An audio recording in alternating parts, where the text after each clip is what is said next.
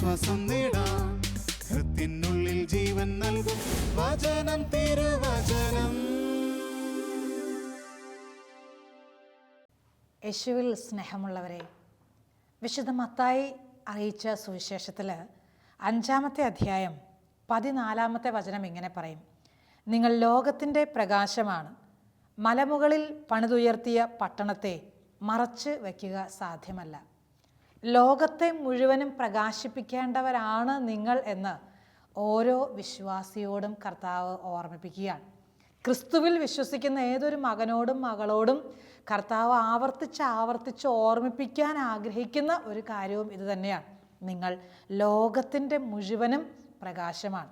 ആയിരിക്കുന്ന കൊച്ചു ഭവനത്തിൽ, കൊച്ചിടവകയിൽ, കൊച്ചു സ്ഥലത്ത്, ആ രൂപതയിൽ മാത്രമല്ല, ലോകം മുഴുവനും നിങ്ങൾ പ്രകാശമായിട്ട് തീരേണ്ടവരാണ് എന്ന് വലിയ സത്യം. കാഴ്ചപ്പാടിൽ വലിയ കഴിവുകളോ നേട്ടങ്ങളോ ഒന്നും തന്നെ ഉണ്ടാകണമെന്ന് നിർബന്ധമില്ല. പക്ഷേ ഈ വലിയ സന്ദേശം ഇന്ന് മനസ്സിലേക്ക് നമ്മൾ സ്വീകരിക്കുമ്പോൾ, ഹൃദയത്തിലേക്ക് സ്വീകരിക്കുമ്പോൾ, മലമുകളിൽ പണിതുയർത്തപ്പെട്ട ഭവനം പോലെ ഉയർന്നു നിൽക്കാൻ നമ്മളെല്ലാവരെയും കർത്താവ് ക്ഷണിക്കുകയാണ്. എല്ലാവരെയും. എത്രയോ കൊച്ചു വിശുദ്ധരെ ഓർത്ത് നോക്കിയേ. മരിയ ഗൊരേത്തി, എത്ര ചെറിയ പ്രായത്തിൽ അവൾ മരിച്ചു പോയത്. കുഞ്ഞു പ്രായത്തിൽ അവൾ സ്വർഗത്തിലിരിക്കുകയാണ്. അവൾ ലോകത്തെ മുഴുവൻ പ്രകാശിപ്പിച്ചുകൊണ്ടിരിക്കുകയാണ്. എത്ര വിശുദ്ധർ, കൊച്ചു മക്കൾ. വിശുദ്ധ ഡൊമിനിക് സാവിയോ, കൊച്ചു മോൻ, അവൻ സ്വർഗത്തിലിരുന്ന് ഇന്ന് ലോകത്തിൻ്റെ മുഴുവനും പ്രകാശമായി തീർന്നുകൊണ്ടിരിക്കുകയാണ്.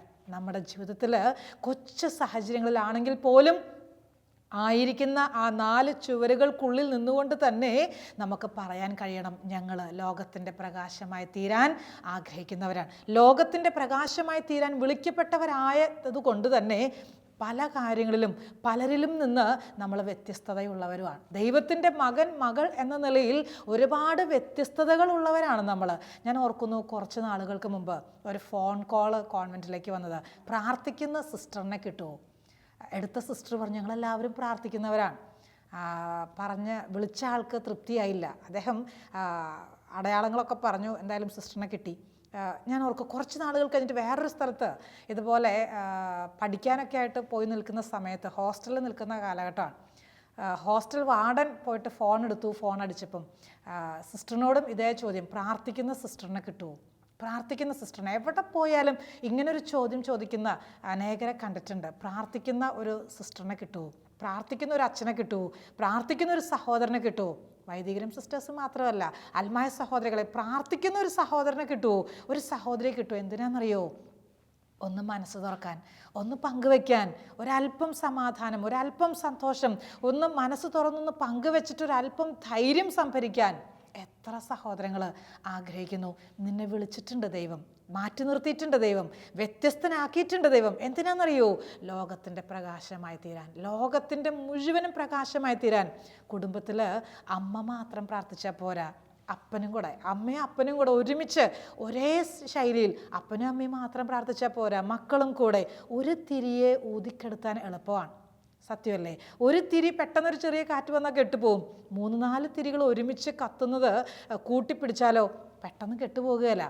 കൂട്ടായ്മയിൽ ഒരുമിച്ച് ഒറ്റ സമൂഹമായി ഒരു വീട്ടിലെ എല്ലാവരും, ഒരു സമൂഹത്തിലെ എല്ലാവരും ഒരേ മനസ്സോടെ നിൽക്കുന്നുവെങ്കിൽ നമ്മൾ ലോകത്തെ മുഴുവൻ പ്രകാശിപ്പിക്കുന്നവരായിട്ട് മാറുകയാണ്. ഒരു സംശയവും വേണ്ട. ലോകത്തെ മുഴുവനും ജ്വലിപ്പിക്കുന്നവരായിട്ട് മാറുകയാണ്. ആ കൂട്ടായ്മയിൽ, ആ കുടുംബത്തിൽ ഒരാളും മതി പ്രകാശിപ്പിക്കുന്ന വ്യക്തിയായിട്ട് മാറാൻ.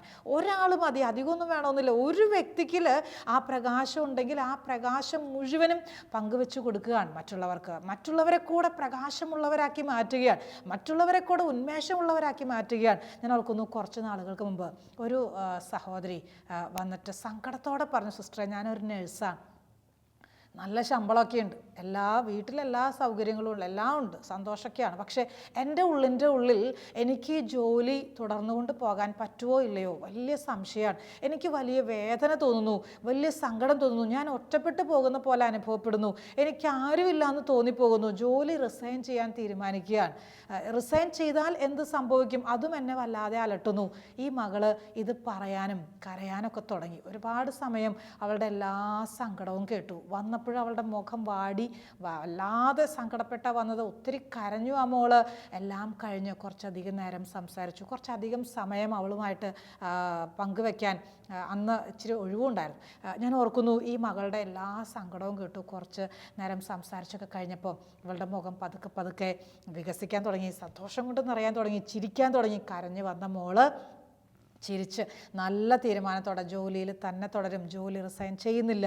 ഇതേ ജോലിയിൽ തന്നെ ഈ സഹനങ്ങളെയൊക്കെ സ്വീകരിച്ചുകൊണ്ട് തന്നെ മുന്നോട്ട് പോകും. നല്ല ധൈര്യം സംഭരിച്ച് അവൾ തിരിച്ചു പോയത് ഞാൻ ഓർക്കുകയാണ്. എത്രയോ ജീവിതങ്ങൾ നമ്മുടെയൊക്കെ ചുറ്റിലുമുണ്ട് വേദനിക്കുന്നവർ. ഒരു പക്ഷെ ഒരു വാക്ക് ഒന്ന് സംസാരിച്ചാൽ മതി, ഒന്ന് ചോദിച്ചാൽ മതി, എന്തേ പറ്റിയത്, അവരങ്ങ് പറയാൻ ആരംഭിക്കും, അവരങ്ങ് പറയാൻ തുടങ്ങും. അതൊന്ന് കേട്ടാൽ മതി. ഒരു ഉപദേശവും വേണമെന്നില്ല, ഒന്നും വേണ്ട. ഞാൻ പ്രാർത്ഥിക്കാം കേട്ടോ, ഞാൻ കൂടെ ഉണ്ടാവും, ഈശോയുടെ അടുത്ത് ഞാൻ പ്രാർത്ഥനയിൽ കൂടെ ഉണ്ടാവും. ഒരു വാക്കൊരു ധൈര്യം കൊടുത്താൽ അത് മതി അവർക്ക്, അത് തന്നെ മതി. അവർക്ക് വലിയൊരു ശക്തിയാണ്. ഞാൻ ലോകത്തിൻ്റെ പ്രകാശമാണെന്ന് ക്രിസ്തു പറഞ്ഞെങ്കിൽ നമ്മളെ പഠിപ്പിച്ച് തന്നിട്ടുണ്ട്, ജീവിതം വഴി കാണിച്ചു തന്നിട്ടുണ്ട് എങ്ങനെയാ ക്രിസ്തു പ്രകാശമായി തീർന്നതെന്ന്, എങ്ങനെയാ ക്രിസ്തു മറ്റുള്ളവരെ പ്രകാശിപ്പിച്ചത് എന്ന്. നമുക്കും ഇത് തന്നെ വിളി, ഈ വിളി തന്നെ നമുക്കും ഉള്ളത്, ലോകത്തിൻ്റെ പ്രകാശമായി തീരാൻ. കോർട്ടോണയിലെ വിശുദ്ധ മാർഗരറ്റ് കേട്ടിട്ടുണ്ടോ? നല്ലൊരു വിശുദ്ധയാണ്. നമുക്കൊന്ന് പരിചയപ്പെടാം ഈ വിശുദ്ധയെക്കുറിച്ച്. നല്ല സുന്ദരിക്കുട്ടിയായിരുന്നു ഈ മാർഗരറ്റ്. എല്ലാവർക്കും ഇവളെ വലിയ കാര്യമായിരുന്നു. ആ നാട്ടിലുള്ളവർക്കൊക്കെ ഇവള് വലിയൊരു ആവേശം പോലെയായിരുന്നു. ഇവളുടെ സൗന്ദര്യം പലരെയും ഇവളിലേക്ക് ആകർഷിക്കുന്ന പോലെ, നല്ല മിടുക്കി കുട്ടി, സുന്ദരിക്കുട്ടി. ഈ മോള് ചെറിയ പ്രായത്തിൽ തന്നെ ഇവളുടെ അമ്മ മരിച്ചുപോയി. അങ്ങനെ ഇരിക്കുന്ന കാലഘട്ടത്തിൽ ആ നാട്ടിലെ വലിയൊരു പ്രമാണിയായ മോണ്ടെ പുൾസിയാനോ എന്ന് പറയുന്ന ഒരു സഹോദരൻ ഇവളെ സ്വന്തമാക്കാൻ പരിശ്രമിക്കുകയാണ്. ഇവർ നല്ല കൂട്ടുകെട്ടായി, നല്ല ചങ്ങാത്തമായി. ഇവർ രണ്ടുപേരും കൂടെ 9 വർഷം വിവാഹം ചെയ്യാതെ ജീവിക്കുകയാണ്. അങ്ങനെ സന്തോഷമായിട്ടൊക്കെ കഴിയണ കാലഘട്ടത്തിൽ 1273 അന്ന് 1273 26 വയസ്സോളം പ്രായമുണ്ട് ഈ മകൾക്ക്. ആ സാഹചര്യത്തിൽ ഒരു വലിയ വേദനയുടെ അനുഭവത്തിലൂടെ ഈ മാർഗരറ്റ് കടന്നു പോവാണ്. എന്താ ഉണ്ടായെന്നറിയാവോ? ഇവളുടെ ഈ പ്രിയപ്പെട്ടവൻ ഒരു ദിവസം നായാട്ടിന് പോയതാണ്. നായാട്ടിന് പോയി സന്ധ്യയായി കാണുന്നില്ല, രാത്രിയായി കാണുന്നില്ല, 2 ദിവസവും ആയിട്ടും കാണുന്നില്ല, തിരിച്ചു വരുന്നില്ല. ഇവള് വല്ലാത്ത വേദനയോടെ കാത്തിരിക്കുകയാണ്, നിരാശപ്പെട്ടിരിക്കുകയാണ്, സങ്കടപ്പെട്ടിരിക്കുകയാണ്. എല്ലാം ഉണ്ട്, വലിയ നാട്ടിലെ പ്രമാണിയാണല്ലോ ഈ മോണ്ടെ പുൾസിയാനോ എന്ന് പറയുന്ന സഹോദരൻ. അതുകൊണ്ട് തന്നെ എല്ലാ സന്തോഷങ്ങളും എല്ലാ സുഖ സൗകര്യങ്ങളും എല്ലാം ഉണ്ട് ഈ മകൾക്ക്. പക്ഷേ ഇവളുടെ ഏറ്റവും പ്രിയപ്പെട്ടവൻ, ഇവൾ ഒരുപാട് സ്നേഹിച്ചവൻ ഇതാ പോയിട്ട് തിരിച്ചെത്തിയിട്ടില്ല. 2 ദിവസമായി. അന്വേഷിച്ച് മടുത്തു, സങ്കടപ്പെട്ട് മടുത്തു, മറ്റുള്ളവരോടൊക്കെ അന്വേഷിച്ച് മടുത്തു. ഇങ്ങനെ ഇരിക്കുമ്പോൾ ഇവളുടെ വളർത്തുനായ ഇവളുടെ അടുത്ത് വന്നിട്ട് ഇവളുടെ ഉടുപ്പയിൽ കടിച്ച് പിടിച്ച് വലിച്ചുകൊണ്ട് പോവാണ്. എവിടേക്ക്? വനത്തിലേക്ക്. ഈ മകൻ നായാട്ടിന് പോയ അതേ വഴിയിലൂടെ ഈ മകളെയും വലിച്ചുകൊണ്ട് നായ പോവാൻ. ഒരു ഓക്ക് മരത്തിൻ്റെ ചോട്ടിലെത്തിയപ്പോൾ നായ അവിടെ നിന്നു. ഇവള് 4 പാട് നോക്കി, ദുർഗന്ധം വമിക്കാൻ തുടങ്ങി. എവിടെ നിന്നാണ് വരുന്നത് നോക്കിയപ്പോൾ ഇവളുടെ പ്രിയപ്പെട്ടവൻ്റെ ശരീരം ഇതാ മരണപ്പെട്ട് കൊല്ലപ്പെട്ട് ഇതാ ദുർഗന്ധം വമിക്കാൻ തുടങ്ങിയിട്ടുണ്ട്. സങ്കടമായി, വിഷമായി. ഒരിക്കലും ഇനി ജീവിതം തിരിച്ചു കിട്ടുകയില്ല, ഒരിക്കലും ഇനി ഇങ്ങനെ ഒരു സഹോദരനെ ജീവിതത്തിലേക്ക് കിട്ടുകയില്ല. അവൾ വല്ലാത്ത ഒരു വേദനയിൽ തിരിച്ച് വീട്ടിലെത്തി. ഒരു പുതിയ വ്യക്തിയായിട്ടാണ് അവൾ തിരിച്ചു വന്നത്. പുതിയൊരു ജീവിതം ആരംഭിക്കാൻ അവൾ തീരുമാനമെടുക്കുകയാണ്. പഴയ ജീവിതത്തെ മുഴുവനും മാറ്റിയിട്ട് പുതിയ ജീവിതം. അവളുടെ ആടയാഭരണങ്ങൾ മുഴുവനും അവൾ മാറ്റിവെച്ചു, അവളുടെ പട്ടുവസ്ത്രങ്ങൾ മുഴുവനും അവൾ മാറ്റിവെച്ചു. എന്നിട്ട് അവൾ മനസ്സിൽ ഇങ്ങനെ തീരുമാനിച്ചു, എൻ്റെ ദൈവത്തെ ഇത്ര നാളും ഞാൻ ഓർത്തില്ല, എൻ്റെ ദൈവത്തെ ഇത്ര നാളും ഞാൻ അനുഗമിച്ചില്ല. ഇനി എൻ്റെ ജീവിതം എൻ്റെ ദൈവത്തിന് വേണ്ടിയിട്ടുള്ളതാണ്. ഇനി എൻ്റെ സന്തോഷം മുഴുവൻ എൻ്റെ ക്രിസ്തുവിനൊപ്പമുള്ളതാണ്. ഇനി എൻ്റെ ആനന്ദം, സമാധാനം അത് മുഴുവൻ എൻ്റെ ക്രിസ്തുവിനോടൊപ്പമാണ്. ഇവൾ പരിഹാര പ്രവർത്തികൾ ചെയ്യാൻ ആരംഭിച്ചു, പ്രായശ്ചിത്ത പ്രവർത്തികൾ ചെയ്യാൻ ആരംഭിച്ചു. ഇവൾ ഈശോയുടെ വഴി കൂടെ തന്നെ നടക്കുകയാണ്. ഇങ്ങനെ മുന്നോട്ട് പോകാൻ തീരുമാനിക്കുന്നതിനിടയിൽ ഇവളുടെ ശരീരത്തോട് പറയാൻ, ഞാൻ ഇത്ര നാളും നിൻ്റെ അടിമയായിരുന്നു, ശരീരത്തിൻ്റെ സൗന്ദര്യത്തിൻ്റെ അടിമയായി. ഇനി നിന്നെ ഞാൻ കീഴടക്കും, ഇനി നിന്നെ ഞാൻ കീഴടക്കും. ശരീരത്തോട് ഇവൾ കർശന നടപടികൾ സ്വീകരിക്കുകയാണ്. ഇവളങ്ങ് ഇവളുടെ സൗന്ദര്യത്തെ ഒന്നുമില്ലാത്ത പോലെ ആക്കി മാറ്റാൻ പരിശ്രമിക്കുകയാണ്. ഇവൾ തീരുമാനിച്ചു ഈശോയുടെ വഴിയിലൂടെ നടക്കാൻ. ഫ്രാൻസിസ്കൻ 3-ാം സഭയിൽ ചേരാൻ ഇവൾ ആഗ്രഹിക്കുകയാണ്. അവിടെ ചെന്നു സംസാരിച്ചു, കാര്യങ്ങളൊക്കെ പറഞ്ഞ് മനസ്സിലാക്കിയപ്പോൾ അധികാരികൾ ഇങ്ങനെ പറഞ്ഞു, നിന്നെ എടുക്കാൻ പറ്റുകയില്ല, നിന്നെ ഈ സമൂഹത്തിലേക്ക് കൂട്ടിച്ചേർക്കാൻ സാധിക്കുകയില്ല. ഇവൾ ചോദിച്ചു, എന്താ കാര്യം, എന്ത് കാരണത്താലാണ് എന്നെ സ്വീകരിക്കാത്തത്? അവർ പറഞ്ഞു, നിൻ്റെ സൗന്ദര്യം, അത് തന്നെയാണ് പ്രശ്നം, നിൻ്റെ സൗന്ദര്യമാണ് പ്രശ്നം. ഇവർ ഇങ്ങനെ പറഞ്ഞപ്പോൾ ഈ മകളുടെ മനസ്സിൽ വലിയ സങ്കടമായി. പിന്നെയും ഇവൾ പക്ഷെ പിന്മാറാൻ തയ്യാറായില്ല. ഇവളുടെ മനസ്സിൽ ഈശോ നിറയാൻ തുടങ്ങിയായിരുന്നു, ഈശോ ഉണ്ടായിരുന്നു ഇവളുടെ ഹൃദയത്തിൽ. അതുകൊണ്ട് പ്രതികൂലങ്ങളെ എളുപ്പത്തിൽ ചാടിക്കടക്കാൻ പരിശ്രമിക്കുകയാണ്. ഇവൾ എന്നാ ചെയ്തെന്നറിയോ? 2 വർഷത്തോളം കഠിനമായ ഉപവാസം, പ്രായശ്ചിത്തം, പിന്നെ പരിത്യാഗ പ്രവർത്തികൾ, കഠിനമായിട്ട് അങ്ങ് ശരീരത്തെ ഇവള് നിയന്ത്രിക്കാൻ തുടങ്ങി. വിശപ്പില്ലാഞ്ഞിട്ടൊന്നുമല്ല ഭക്ഷണം കഴിക്കാത്തത്, വിശപ്പൊക്കെ ഉണ്ടായിട്ട് അതിനൊക്കെ വേണ്ടാന്ന് വെച്ചിട്ട് കിട്ടാഞ്ഞിട്ടൊന്നുമല്ല ഭക്ഷണം കഴിക്കാത്തത്, ദാരിദ്ര്യം ഉള്ളത് കൊണ്ടല്ല, എല്ലാം ഉണ്ട്, സമ്പന്ന കുടുംബമാണ്. പക്ഷേ ഇവളെല്ലാം വേണ്ടാന്ന് വെക്കുന്നു, എല്ലാം. അങ്ങനെ ശരീരം അങ്ങ് ക്ഷീണിപ്പിക്കുകയാണ്. 2 കൊല്ലത്തോളം ഇവൾ ഉപവാസവും പ്രാർത്ഥനയും തന്നെ. അങ്ങനെ ഈ മകള് ശരീരത്തിൻ്റെ സൗന്ദര്യമൊക്കെ കുറഞ്ഞു എന്ന് മനസ്സിലായപ്പോൾ വീണ്ടും ചെല്ലുകയാണ് ഈ സമൂഹത്തിൽ അവരുടെ കൂടെ കർത്താവിനെ സ്നേഹിച്ചും കർത്താവിൻ്റെ സ്വന്തമായി ജീവിക്കാനും വേണ്ടിയിട്ട് ഇവൾ അവിടെ ചെല്ലുന്നു. ഇത് അധികാരികൾ അവളെ സ്വീകരിക്കുന്നു. പിന്നീട് അങ്ങോട്ട് ഒരു ഓട്ടപ്പന്തയാണ്. പിന്നീട് അങ്ങോട്ട് ഇവള് ഈശോയെ എങ്ങനെ സ്നേഹിക്കാവോ, എങ്ങനെ കൊടുക്കാവോ, എങ്ങനെ ഈശോയ്ക്ക് വേണ്ടി അധ്വാനിക്കാവോ, അവളുടെ ജീവിതം മുഴുവൻ, അതുവരെ ഉണ്ടായിരുന്ന ജീവിതത്തെ അങ്ങ് മുഴുവനും മാറ്റിവെക്കുന്നു. ഇതാ പുതിയ ഒരു വഴിത്തിരിവിലേക്ക് ഈ മകള് പ്രവേശിക്കുകയാണ്. പുതിയ ഒരു ശക്തി സംഭരിച്ചിട്ട് അവൾ ഈശോയ്ക്ക് വേണ്ടിയിട്ട് ഓടി നടക്കാൻ ശ്രമിക്കുകയാണ്. അവൾ ഈശോയെ പങ്കുവെച്ച് കൊടുക്കാൻ പരിശ്രമിക്കുകയാണ്. അവളുടെ മരണസമയത്ത് അവളൊരു കാര്യം പറഞ്ഞു വെച്ചു. അടുത്ത് നിൽക്കുന്നവരോടൊക്കെ പറഞ്ഞു, സഹോദരങ്ങളെ, ഈശോയെ സ്നേഹിക്കാൻ ആ ഒരൊറ്റ ചിന്ത, അത് മാത്രം മതി നമുക്ക്. ഏറ്റവും എളുപ്പം, സ്വർഗത്തിലേക്ക് പോകാനുള്ള ഏറ്റവും എളുപ്പമാർഗം ഈശോയെ സ്നേഹിക്കുക, ഈശോയെ സ്നേഹിക്കുക, അതിനെന്ത് വിലയും കൊടുക്കാൻ തയ്യാറാവുക. അത്രയും പറഞ്ഞിട്ട് അവൾ ഈ ലോകത്തിൽ നിന്ന് യാത്ര പറഞ്ഞു പോയി. ഇന്ന് സ്വർഗത്തിലിരുന്ന് മാർഗരറ്റ് അനേകർക്ക് വേണ്ടി മധ്യസ്ഥം പ്രാർത്ഥിക്കുക, ലോകത്തിലുള്ള സകല മക്കൾക്കും വേണ്ടിയിട്ട് അവൾ മധ്യസ്ഥം പ്രാർത്ഥിക്കുക. പ്രിയമുള്ള സഹോദരങ്ങളെ, ഈ ഭൂമിയിൽ ജീവിക്കുന്ന സമയത്ത്, ഈ ഭൂമിയിൽ ആയിരിക്കുന്ന സമയത്ത് നമുക്ക് നമ്മുടെ ഈശോയെ ലോകത്തിന് മുൻപിൽ പരിചയപ്പെടുത്തി കൊടുക്കണം. നമുക്ക് നമ്മുടെ ഈശോയെ മറ്റുള്ളവർക്ക് കാണിച്ചു കൊടുക്കണം. കുഞ്ഞെ, നീ ഈശോയെ വിളിക്കുക, കുഞ്ഞെ നീ ഈശോയോട് അടുക്ക്, ഈശോയുടെ സ്നേഹത്തിലേക്ക് ഒന്ന് കടന്നു വാ. എത്ര ധൈര്യത്തോടെ നിന്ന് പറയാൻ കഴിയുന്നുവെങ്കിൽ എത്രയോ മക്കളെ നമുക്ക് നേടാൻ പറ്റും. എത്രയോ സഹോദരങ്ങളെ ആ സമാധാനത്തിലേക്ക്, ആ സന്തോഷത്തിലേക്ക് നേടാൻ കഴിയും. മദർ തെരേസ, വിശുദ്ധ ഡാമിയൻ, വിശുദ്ധ കൊച്ചു ത്രേസ്യ, വിശുദ്ധ അൽഫോൻസ, ഓർക്കുന്നില്ലേ? ഇവരൊക്കെ ക്രിസ്തുവാകുന്ന സൂര്യനിൽ നിന്ന് പ്രകാശം സ്വീകരിച്ചിട്ട് അനേകരെ പ്രകാശിപ്പിച്ചിട്ടുള്ളവരാണ്. അനേകരെ പ്രകാശിപ്പിച്ചു.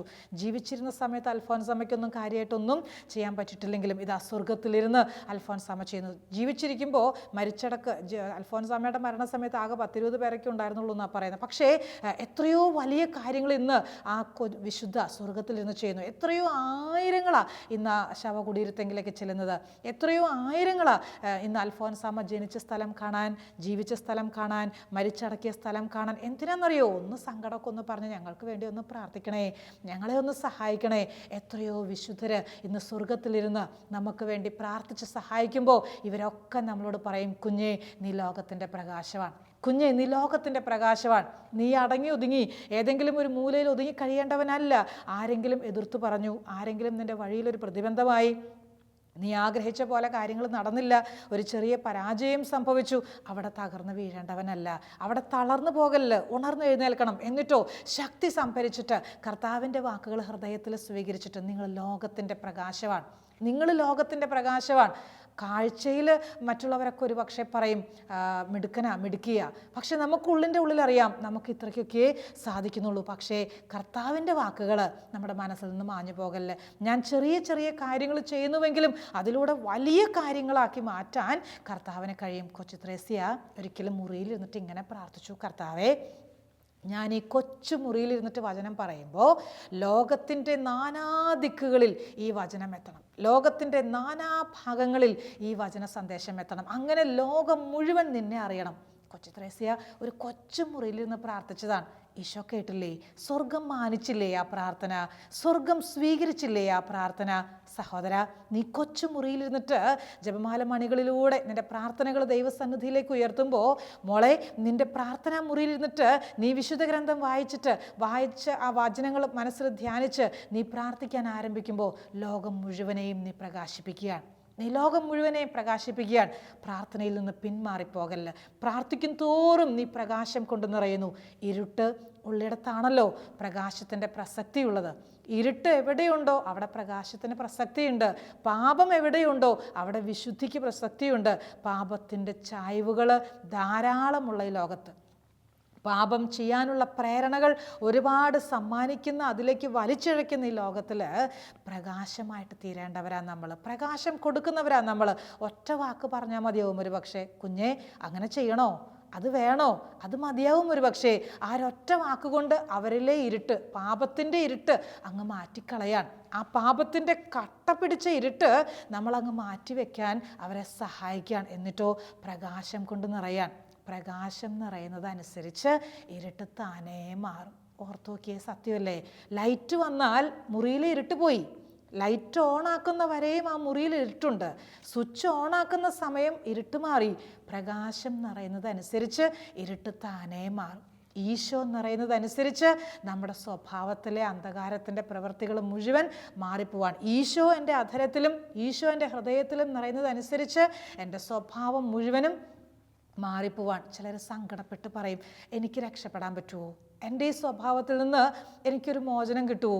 എൻ്റെ ഈ ആസക്തി, എൻ്റെ ഈ ദുശീലം, എൻ്റെ ഈ തഴക്കദോഷം എനിക്കൊരു മോചനം കിട്ടുമോ? എത്ര പേര് നിരാശപ്പെട്ട് പറയുന്നവരെ കണ്ടിട്ടുണ്ട്. സിസ്റ്ററെ, ഏത് ധ്യാനം കൂടിയാലും ശരിയാകുകയല്ല, ഈ ധ്യാനവും പൊട്ടും, അങ്ങനെ പറയുന്ന അനേകരെ കണ്ടിട്ടുണ്ട്. ധ്യാനം കൂടാൻ വരുമ്പോൾ പോലും അവരുടെ മനസ്സിൽ ഈ ധ്യാനവും പൊട്ടും, ഈ ധ്യാനവും നടക്കുകയില്ല, ഈ പ്രാർത്ഥനയും ശരിയാകുകയില്ല. എന്തോരം പ്രാർത്ഥിക്കുന്നു, എന്തോരം ഉപവസിക്കുന്നു. സഹോദരങ്ങളെ, മുൻവിധികളൊക്കെ മാറ്റിവെക്കാം. നമുക്ക് ഈശോയുടെ വാക്കുകളിൽ വിശ്വസിക്കാം. നിങ്ങൾ ലോകത്തിൻ്റെ പ്രകാശമാണ്. ഒരു ചെറിയ ജോലി, അധ്വാനം, അതേ ഉള്ളൂ നിനക്ക് കാഴ്ചവെക്കാൻ. മതി ലോകത്തെ പ്രകാശിപ്പിക്കാൻ. ആ കൊച്ചു പ്രവൃത്തി മതി ലോകത്തെ പ്രകാശിപ്പിക്കാൻ. നിൻ്റെ ആത്മാർത്ഥമായിട്ടുള്ള അധ്വാനം, നിൻ്റെ ആത്മാർത്ഥതയോടെയുള്ള സഹകരണം, നിൻ്റെ വിശ്വസ്തയോടെയുള്ള സൽപ്രവർത്തികൾ, അത് ദൈവം മാനിക്കും. അത് ദൈവം മാനിക്കും. ഞാൻ ഓർക്കുന്നു, ഒരിക്കൽ ഒരു സഹോദരൻ പ്രാർത്ഥിക്കാൻ വേണ്ടി വന്നു. കർത്താവിൻ്റെ സന്ദേശങ്ങളൊക്കെ സ്വീകരിച്ചിട്ട് കുറച്ച് ശക്തി പ്രാപിക്കാൻ അതിനൊക്കെ കൂടെ വേണ്ടിയിട്ട് വന്നതാണ്. ഈ സഹോദരനോട് 1-2 കാര്യങ്ങളൊക്കെ ഈശോ ചോദിച്ചു. എന്നിട്ട് പിന്നെ ചോദിച്ചു, സഹോദര, 300 രൂപയുടെ കാര്യം എന്താണ്? ഞാൻ സത്യത്തിൽ ഈ സന്ദേശം കിട്ടിയപ്പോൾ എന്താണാവോ ഈശോ ഇങ്ങനെ 300 രൂപയുടെ കാര്യം ചോദിക്കുക, ഒരു സംശയം എൻ്റെ ഹൃദയത്തിലും തോന്നിയില്ല. പക്ഷേ ഈശോ ചോദിച്ചു. ഉടനെ ഈ സഹോദരൻ പറയാണ്, സിസ്റ്ററെ, അതും ഈശോ കണ്ടോ? 300 രൂപയുടെ കാര്യം ഈശോ കണ്ടോ? ഞാൻ ചോദിച്ചു, എന്താ കാര്യം എന്താണ്? ഉടനെ പറഞ്ഞു, എല്ലാ മാസത്തിലെയും ദശാംശം കൃത്യമായിട്ട് ഞാൻ പൈസ ഇട്ട് വയ്ക്കുന്ന ഒരു ചെപ്പുണ്ട്, അതിൽ കൊണ്ട് ഇട്ട് വയ്ക്കുമായിരുന്നു. വലിയ തുകയൊന്നുമില്ല സിസ്റ്ററെ, കുറച്ച് ശമ്പളമൊക്കെ ഉള്ളൂ. അപ്പോൾ ഉള്ളതിൻ്റെ ദശാംശം എത്ര കുറച്ചാണെങ്കിലും, കട ഒന്നും വീടിയിട്ടില്ലെങ്കിലും ഞാൻ ദശാംശം കൃത്യമായിട്ട് കൊടുക്കുമായിരുന്നു. അത് ഈ പണക്കൊടുക്കയിൽ ഈ ദശാംശം കൊണ്ട് വയ്ക്കുമായിരുന്നു, ഇടുമായിരുന്നു. കുറച്ച് നാളുകൾക്ക് മുമ്പ് ഒരു 300 രൂപയുടെ അത്യാവശ്യം വന്നു. വേറെ ഒരു മാർഗമില്ലാത്തത് കൊണ്ട് ഈ പണക്കുടുക്ക തല്ലിപ്പൊട്ടിച്ചിട്ട് അതിൽ നിന്ന് 300 രൂപ എടുത്തു. 2 ആഴ്ചക്കുള്ളിൽ തിരിച്ചു വെച്ചേക്കാം എന്നുള്ള ഉറപ്പോട് കൂടിയിട്ടാണ് ഞാൻ 300 രൂപ എടുത്തത്. 2 ആഴ്ച കഴിഞ്ഞപ്പോൾ കൃത്യം ഞാൻ വേറൊരു കുടുക്ക വാങ്ങി അതിൽ ഈ പൈസ 300 രൂപയും കൂടെ കൂട്ടി വെച്ച് അത് ശേഖരിച്ച് തയ്യാറാക്കിയായിരുന്നു. വളരെ അടുത്ത് ഒന്നുകൂടെ ഒരു അല്പം ബുദ്ധിമുട്ട്, ദാരിദ്ര്യം, സാമ്പത്തികമായിട്ടുള്ള പ്രശ്നങ്ങൾ വന്നപ്പോൾ അതിൽ നിന്ന് വീണ്ടും ഒരു 300 രൂപ കൂടെ എടുത്തു. ഞാൻ ഒരാഴ്ചക്കുള്ളിൽ വെച്ചേക്കാമെന്ന് ഈശോയോട് പറഞ്ഞായിരുന്നു. ഇപ്പോൾ 2-3 ആഴ്ചയായി എനിക്ക് വെക്കാൻ പറ്റിയിട്ടില്ല. തിരിച്ച് 300 രൂപ കൊടുക്കാൻ പറ്റിയിട്ടില്ല. ഈ സഹോദരൻ്റെ കണ്ണൊക്കെ നിറയുന്ന കണ്ടു. ഞാൻ പറഞ്ഞു, സഹോദര, വിഷമിക്കണ്ട. ഈശോ നമ്മൾ ചെയ്യുന്ന ഓരോ കൊച്ചു കാര്യത്തെയും മാനിക്കുകയാണ്. ആരും അറിയുന്നില്ല. ഇതൊന്നും നാട്ടുകാർക്ക് അറിയുന്ന കാര്യങ്ങളല്ല. ഇത് ആർക്കും തന്നെ കാര്യമായിട്ട്, ജീവിത പങ്കാളിക്ക് അറിയാമായിരിക്കാം, പക്ഷെ ബാക്കി ആർക്കും കാര്യമായിട്ട് അറിയുന്നൊരു കാര്യമല്ല. ഈ സഹോദരൻ ചെയ്ത ചെറിയ കാര്യം ഈശോ അതിനെ ശ്രദ്ധിച്ചു, ഈശോ അതിനെ മാനിച്ചു. സ്വർഗം ഉറ്റുനോക്കുന്നു, മകനെ, നീ ചെയ്യുന്ന ഓരോ പ്രവൃത്തിയും. മകളെ, നീ ആരും കാണാതെ രഹസ്യത്തിൽ ചെയ്യുന്ന ഓരോ കൊച്ചു പ്രവൃത്തിയും സ്വർഗം ഉറ്റുനോക്കുകയാണ്, സ്വർഗം മാനിക്കുകയാണ്, സ്വർഗം അതിനെ കയ്യൊപ്പ് വെച്ചിട്ട് അംഗീകരിക്കുകയാണ്. കൊച്ചു കൊച്ചു കാര്യങ്ങൾ. 300 രൂപ കർത്താവിൻ്റെ കയ്യിൽ നിന്ന് നീ എടുത്തത് നീ തിരിച്ചു കൊടുത്തിട്ട് കുറ്റപ്പെടുത്താൻ വേണ്ടി പറഞ്ഞതല്ല. എനിക്കറിയാം നിൻ്റെ മനസ്സിൻ്റെ വേദന, എനിക്കറിയാം നിൻ്റെ സങ്കടം. എൻ്റെ കുഞ്ഞ് വാക്ക് പാലിക്കണം ഈശോ പറഞ്ഞു കൊടുക്കുകയാണ്, സ്നേഹത്തോടെ പറഞ്ഞു കൊടുക്കുകയാണ്. എത്രയോ അവസരങ്ങളിൽ നമ്മുടെ അധ്വാന മേഖലകളിൽ ആത്മാർത്ഥമായിട്ടൊക്കെ അധ്വാനിക്കുമ്പോൾ അതിൽ ഈശോയുടെ ഒരു കയ്യൊപ്പ് കിട്ടുകയല്ലേ, അത് ഈശോ കാണുകയല്ലേ, അത് ഈശോ അംഗീകരിക്കുകയല്ലേ. ഒരു അധ്യാപകൻ കുറച്ച് നാൾ മുമ്പ് പ്രാർത്ഥിക്കാൻ വന്നു. അധ്യാപകന് വേണ്ടി പ്രാർത്ഥിച്ചുകൊണ്ടിരിക്കുമ്പോൾ കർത്താവ് ചോദിക്കുക, ഒരു ഡയറി കാണിച്ചിരുന്നത് എന്താണ്? ഒരു ഡയറി. ഉടനെ പറഞ്ഞു, സിസ്റ്റർ അതിനൊരു കഥയുണ്ട്. എൻ്റെ ക്ലാസ്സിൽ പഠിപ്പിക്കുന്ന ഒരു ക്ലാസ്സിൽ ഒരു കൊച്ച് ഒന്നും പഠിക്കുകയില്ല. അവന് എഴുതാൻ വായിക്കാനും പോലും അറിയത്തില്ല. 10ാം ക്ലാസ്സിലാണ് പഠിക്കണത്. എന്നിട്ട് പോലും അവൻ വളരെ പുറകിലാണ് പഠനത്തിൽ. പക്ഷേ പല പ്രാവശ്യം ഈ ഒന്നും അറിയത്തില്ലാത്ത കുഞ്ഞുങ്ങളെയൊക്കെ മാറ്റിയിരുത്തി ട്യൂഷൻ പോലെ കൊടുത്ത്, എക്സ്ട്രാ ക്ലാസ് കൊടുത്ത്, അവരെ പഠിപ്പിച്ചും അവരെ സഹായിച്ചൊക്കെ കൂടെ നടക്കും. എന്നിട്ടും ഈ കൊച്ച് വളരെ പുറകിലാണ്. ഈ കൊച്ച് അവൻ ക്രിസ്തു ആരാന്ന് അവൻ അറിഞ്ഞിട്ടില്ല. അവൻ്റെ കുടുംബാന്തരീക്ഷം അങ്ങനെയാണ്. ക്രിസ്തുവിനെ അവന് കാര്യമായിട്ട് അറിയത്തില്ല. പക്ഷെ ക്ലാസ് എടുക്കുമ്പോൾ പലപ്പോഴും ക്രിസ്തുവിനെ കുറിച്ചൊക്കെ പറഞ്ഞു കൊടുക്കുമായിരുന്നു ക്ലാസ്സിൽ. ഈ കുഞ്ഞ് ഒരിക്കൽ ഈ കഴിഞ്ഞ അവധിയുടെ സമയത്ത് ഇവൻ്റെ അച്ഛൻ ഇവന് 2 ഡയറി സമ്മാനിച്ചു. എന്നിട്ട് പറഞ്ഞു, ഒന്ന് എൻ്റെ മോന്, ഒന്ന് നിന്നെ പഠിപ്പിക്കുന്ന മാഷിന് കൊടുക്കണം. എന്നിട്ടോ ഈ കുഞ്ഞ് ഡയറിയും പിടിച്ചിട്ട് മാഷിൻ്റെ അടുത്ത് വന്നിട്ട് പറയാൻ, മാഷേ ഞാൻ ഈ ഡയറി മാഷിക്ക് തരികയാണ്. ഞാൻ ഒത്തിരി ആഗ്രഹിച്ചായിരുന്നു മാഷിന് എന്തെങ്കിലും സമ്മാനം തരണമെന്ന്. എൻ്റെ അച്ഛൻ തന്നെ എന്നോട് പറഞ്ഞു ഈ ഡയറി മാഷിക്ക് തന്നോളാൻ. എനിക്ക് സന്തോഷത്തോടെ ഞാൻ ഈ ഡയറി സാറിന് തരുന്നത്. സാർ എന്നെ ഓർക്കൂലോ, സാർ എന്നെ ഓർത്തിരിക്കൂലോ. ഈ അധ്യാപകൻ ഈ അനുഭവം പങ്കുവെക്കുമ്പോൾ ആ കണ്ണുകൾ നിറയുന്ന ഞാൻ കണ്ടു. എന്നിട്ട് എന്നോട് പറഞ്ഞു, സിസ്റ്ററെ ഞാൻ അവധി തീരാൻ കാത്തിരിക്കുകയാണ്, ആ കുഞ്ഞിനൊരു സമ്മാനം ഞാൻ തിരിച്ചു കൊണ്ടു കൊടുക്കും. അവൻ എന്നെ ഇത്രയും മാനിക്കുന്നത് കൊണ്ട്, സന്തോഷിക്കുന്നത് കൊണ്ട്, അവൻ ഈ സ്നേഹത്തിൽ ആനന്ദിക്കുന്നത് കൊണ്ട്, ഒരു സ്വന്തം മോനെ പോലെ ഞാൻ അവനെ കാണുന്നു. അവന് ഞാൻ വേറൊരു സമ്മാനം കൊടുക്കും. സഹോദരങ്ങളെ, ഒരു ചെറിയ പ്രവൃത്തി അതുപോലും ദൈവം കാണും. ഒരു ചെറിയ പരിശ്രമം അതുപോലും ദൈവം കാണും. നീ ക്രിസ്തുവിനെ പങ്കുവെച്ചു കൊടുക്കാൻ, നീ ക്രിസ്തുവിൻ്റെ സ്നേഹം മറ്റുള്ളവർക്ക് കൊടുക്കാൻ നീ കാണിക്കുന്ന അധ്വാനം, നീ സമ്മാനിക്കുന്ന പ്രയത്നം, നിൻ്റെ ഭാഗത്തു നിന്നുള്ള പരിശ്രമം, അത് മുഴുവൻ സ്വർഗം കാണുന്നു, അത് മുഴുവൻ സ്വർഗം മാനിക്കുന്നു. നിങ്ങൾ ലോകത്തിൻ്റെ പ്രകാശമാണ്. നിങ്ങൾ ലോകത്തിൻ്റെ പ്രകാശമാണ്. കുടുംബത്തിൽ ഭാര്യയും ഭർത്താവും മക്കളും അപ്പനും അമ്മയും മക്കളൊക്കെ കൂടെ എല്ലാവരും കൂടെ ചെറിയ സ്വരച്ചേർച്ച ഉണ്ടാകുമ്പോൾ ഒരാൾ മതിയിലോ, ഒരാൾ അതിൻ്റെ ഇടയിൽ എഴുന്നേറ്റ് നിന്ന് അല്പം സ്നേഹത്തോടും അല്പം ഗൗരവത്തോടും കൂടെ തന്നെ ചില കാര്യങ്ങളങ്ങ് പറഞ്ഞാൽ അവിടെ വളരെ ശാന്തമായി. സത്യമല്ലേ? ഒരാളൊന്ന് ഉണർന്ന് എഴുന്നേറ്റാൽ മതി. അങ്ങനെയല്ല, ഇങ്ങനെയാണ് വേണ്ടത്, ഇങ്ങനെയാണ് ചിന്തിക്കേണ്ടത്. ഒരാൾ സ്നേഹത്തോടെ ഒന്ന് പറഞ്ഞു കൊടുത്താൽ കാര്യങ്ങൾക്കൊക്കെ തീരുമാനമായി. എത്ര അനുഭവങ്ങൾ നമുക്ക് തന്നെയും ആ കഴിവൊക്കെ കർത്താവ് തന്നിട്ടില്ലേ? നമുക്ക് തന്നെയും തന്നിട്ടില്ലേ? എത്രയധികം സഹോദരങ്ങൾക്ക് ഒരുപാട് നന്മ ചെയ്യാൻ അവസരങ്ങൾ കർത്താവ് ഒരുക്കി തരുന്നു. എത്ര അവസരങ്ങൾ! എനിക്കറിയാം, ഒരു കൊച്ചുമോൻ 15-16 വയസ്സേ പ്രായമുള്ളൂ. അവൻ എല്ലാ ഞായറാഴ്ചയും ആ ഇടവകയിൽ ഒരുവിധം എല്ലാ ഭവനങ്ങളിലേക്കും പോവും, സൈക്കിളും ചവിട്ടി. എന്തിനാണെന്നറിയോ? അവരോടൊക്കെ പറഞ്ഞു വെച്ചിട്ടുണ്ട്, ഒരു ഭക്ഷണപ്പൊതി, നിങ്ങൾ 4 പേര് വീട്ടിലുണ്ടെങ്കിൽ ഒരു എക്സ്ട്രാ ഒരാൾക്കും കൂടെ ഭക്ഷണം ഉണ്ടാക്കണം, അത് പൊതിഞ്ഞ് കെട്ടി വെക്കണം. ഞായറാഴ്ച ഇത്ര സമയത്ത് ഞാൻ വരും. ഈ കൊച്ചുമകൻ ആരും പറഞ്ഞിട്ടില്ല, അവനോട് ആരും നിർബന്ധിച്ചിട്ടില്ല. അവൻ്റെ ഉള്ളിൽ ലഭിച്ചൊരു പ്രേരണ, പ്രാർത്ഥനയുടെ സമയത്ത് അവന് അനുഭവപ്പെട്ട ഒരു ബോധ്യം, ആ ബോധ്യം അനുസരിച്ച് അവൻ മുന്നോട്ട് പോകുക. എല്ലാ വീടുകളിലും ചെല്ലും, ഒരുക്കി വെച്ചിട്ടുള്ള ആ ഭക്ഷണപ്പൊതികൾ മുഴുവൻ അവൻ ശേഖരിക്കും. എന്നിട്ടോ ഒരു 2 മണി 3 മണി ആകുമ്പോഴേക്കും എളുപ്പത്തിൽ പോവും അവിടെ അടുത്തുള്ള വലിയ മെഡിക്കൽ കോളേജ് ആശുപത്രിയിലേക്ക്. അവിടെ നിർധനരായ രോഗികൾക്ക് ഈ ഭക്ഷണപ്പൊതികൾ മുഴുവൻ വിതരണം ചെയ്യും. ആ കുഞ്ഞിൻ്റെ പേര് സ്വർഗത്തിൽ ഉണ്ടാകുകയല്ലേ? തീർച്ചയായിട്ടും ഉണ്ട്. എത്രയോ സഹോദരങ്ങൾ ആരും അറിയാതെ രഹസ്യത്തിൽ നന്മകൾ ചെയ്യുന്നു. ചില സഹോദരങ്ങളൊക്കെ പ്രാർത്ഥിക്കാൻ വരുമ്പോൾ വലിയ സന്തോഷം തോന്നും. ഈശോ ഇങ്ങനെ പറയും, ആരും അറിയാതെ ഒരുപാട് പേരെ സഹായിക്കുമല്ലേ? ആരും അറിയാതെ ഒരുപാട്. ഉടനെ പറയും, സിസ്റ്ററെ കയ്യിലില്ലെങ്കിലും കടം വാങ്ങിയിട്ടാണെങ്കിലും ആരെങ്കിലും ഒന്ന് കണ്ണ് നിറഞ്ഞിട്ട് പറഞ്ഞാൽ വാങ്ങിച്ചു കൊടുത്തിട്ടുണ്ട്, സഹായിച്ചിട്ടുണ്ട്. അത് ഈശോ കണ്ടു കേട്ടോ, അത് ഈശോ മാനിച്ചു കേട്ടോ, അത് ഈശോ കാണുന്നുണ്ട് കേട്ടോ. എല്ലാം ഈശോ അറിയുന്നു സഹോദരങ്ങളെ, എല്ലാം ഈശോ അറിയുന്നു, എല്ലാം ഈശോ കാണുന്നു. നീ ചെയ്യുന്ന ഓരോ പ്രവൃത്തിയും, നിൻ്റെ മനസ്സിലൂടെ കടന്നു പോകുന്ന ഓരോ ചിന്തയും അത് മറ്റുള്ളവരെ പ്രകാശിപ്പിക്കുന്നതാകട്ടെ. നമ്മുടെ ശക്തി കെടുത്തിക്കളയുന്ന എല്ലാ നിഷേധഭാവങ്ങളും, നമ്മുടെ സ്വഭാവത്തിലെ വൈകല്യങ്ങളും വൈകൃതങ്ങളും അതിനെയൊക്കെ അങ്ങ് മാറ്റിവെച്ചിട്ട് പ്രകാശമുള്ള മക്കളായി, പ്രകാശത്തിൻ്റെ മക്കളെ പോലെ നമുക്ക് വ്യാപരിക്കണം. അനേകരെ പ്രകാശിപ്പിക്കാൻ നമുക്ക് കഴിയണം. അനേകരെ വിശുദ്ധ ജോസഫ് കുപ്പർത്തിനെ ഓർക്കുന്നില്ലേ? പറക്കുന്ന വിശുദ്ധൻ എന്നാണ് പറയുന്നത്. പറന്നു പോവും. ഈശോ എന്നൊന്ന് ഓർത്താൽ മതി, പുള്ളി ആകാശത്തോട്ട് പറന്നു പോവും. എന്ത് മിടുക്കനായിട്ടാണ് പോണേന്നറിയോ? പിന്നെ കുറേ സമയം കഴിഞ്ഞിട്ട് താഴോട്ട് വരത്തുള്ളൂ. ബലി അർപ്പിക്കാനൊക്കെ ആരംഭിച്ചാൽ മുട്ടയിൽ നിൽക്കുന്ന സമയത്ത് ഒരു വലിയ ദൈവ സാന്നിധ്യം അനുഭവിച്ചാൽ പിന്നെ ജോസഫിനെ കാണത്തില്ല, ആകാശത്തോട്ട് പറന്നു പോകും പുള്ളി. പറക്കുന്ന വിശുദ്ധൻ എന്നാ പറയുക. മാർട്ടിൻ ഡി പോറസ് കേട്ടിട്ടില്ലേ? തീ മനുഷ്യൻ എന്നാണ് വിളിക്കണത്. പോകുന്നിടത്തൊക്കെ തീയാണ്, കൊടുക്കുകയാണ് തീ. ഈശോയെ കൊടുക്കുകയാണ്. ഈശോയെ കൊടുക്കാൻ ഒരു വലിയ ആവേശം. ഈ ലോകത്തിൽ എന്തൊക്കെ നേടിയിട്ടും, ഈ ലോകത്തിൽ മുഴുവൻ സമ്പാദ്യവും നേടിയിട്ടും ഈശോ നിൻ്റെ ഹൃദയത്തിലില്ലെങ്കിൽ സഹോദര, എന്ത് പ്രയോജനം ഈ ജീവിതം കൊണ്ട്? നിൻ്റെ ഈ ലോകം മുഴുവൻ നേടിയിട്ട് ആത്മാവ് നഷ്ടപ്പെട്ടിട്ട് എന്ത് പ്രയോജനം? ഈശോ നിറയട്ടെ ഹൃദയത്തിൽ, ഈശോ വരട്ടെ മനസ്സിൽ, ഈശോ നിറയട്ടെ. അങ്ങനെ ഈശോ നിറഞ്ഞാൽ നീ ലോകത്തിൻ്റെ പ്രകാശമാണ്, ഒരു സംശയവും വേണ്ട. നീ ലോകത്തിൻ്റെ, നിങ്ങൾ ലോകത്തിൻ്റെ, അങ്ങനെ ഈശോ പറയണത് ഏകവചനമല്ല, ബഹുവചനമാണ്. എല്ലാവരും, നിങ്ങൾ ലോകത്തിൻ്റെ പ്രകാശമാണ്. കുടുംബത്തിലുള്ള എല്ലാവരും നമുക്ക് ഇരുട്ടിൻ്റെ പ്രവർത്തികൾ, അന്ധകാരത്തിൻ്റെ പ്രവർത്തികൾ നമ്മുടെ ഹൃദയത്തിൽ നിന്ന് മാറ്റിവെക്കാം, ദൂരേക്ക് എറിഞ്ഞു കളയാം. അന്ധകാരത്തോടുള്ള കൂട്ടുകെട്ട് വേണ്ട നമുക്ക്. ഇച്ചിരി അന്ധകാരവും ഇച്ചിരി വെളിച്ചവും വേണ്ട കേട്ടോ. അന്ധകാരത്തിൻ്റെ പ്രവർത്തികൾ മുഴുവനും മാറ്റുന്നു. പ്രകാശത്തിൻ്റെ വഴിയിലൂടെ നടന്ന് പ്രകാശം കൊടുക്കുന്നവരായി, മറ്റുള്ളവരെ പ്രകാശിപ്പിക്കുന്നവരായി മാറാൻ കൃപ തരണേന്ന് നമുക്ക് പ്രാർത്ഥിക്കാം. ഒരു നിമിഷം ഒന്ന് കണ്ണുകളടച്ച് കൈകൾ കൂപ്പിപ്പിടിച്ച് സ്നേഹത്തോടെ പ്രാർത്ഥിക്കാം. കർത്താവേ, ആഗ്രഹിക്കുന്നു ഞാൻ ഒരു പ്രകാശമായി തീരാൻ, ആഗ്രഹിക്കുന്നു മറ്റുള്ളവരെ പ്രകാശിപ്പിക്കാൻ. പലപ്പോഴും എൻ്റെ ഉള്ളിൻ്റെ ഉള്ളറകളിലെ അന്ധകാരം എന്നിലെ പ്രകാശം തന്നെയും കെടുത്തിക്കളയുന്നു.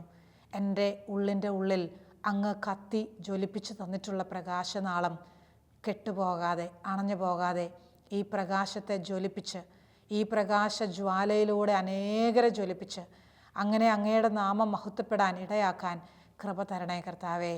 അങ്ങയുടെ നാമം എപ്പോഴും അധരങ്ങളിൽ വഹിക്കാൻ, അങ്ങയുടെ സ്നേഹം എപ്പോഴും ഹൃദയത്തിൽ താലോലിക്കാൻ, അങ്ങയുടെ ഓർമ്മകൾ മാത്രം മനസ്സിൽ സൂക്ഷിക്കാൻ എന്നെ സഹായിക്കണേ. അങ്ങ് ഹൃദയത്തിൽ നിറയണേ. എന്നുമെന്നും അങ്ങയെ സ്നേഹിക്കാൻ എനിക്ക് ശക്തി തരണേ. പിതാവും പുത്രനും പരിശുദ്ധാത്മാവുമായ സർവേശ്വര എന്നേക്കും ആമേൻ.